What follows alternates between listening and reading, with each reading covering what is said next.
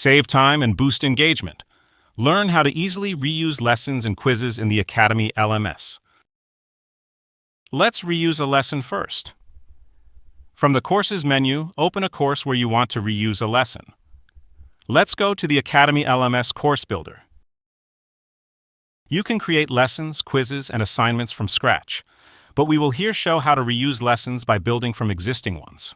You can reuse lessons, quizzes, assignments, meetings, and tutor bookings.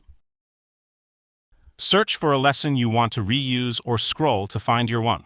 Checkmark the lesson. The lesson will be added to your course. Modify the lesson description and title as per your needs.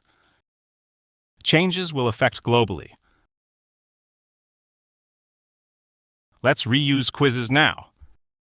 Click on the quiz section. You can also search for quizzes and modify quiz titles. Add questions and other settings. Checkmark the quiz you want to add to the course.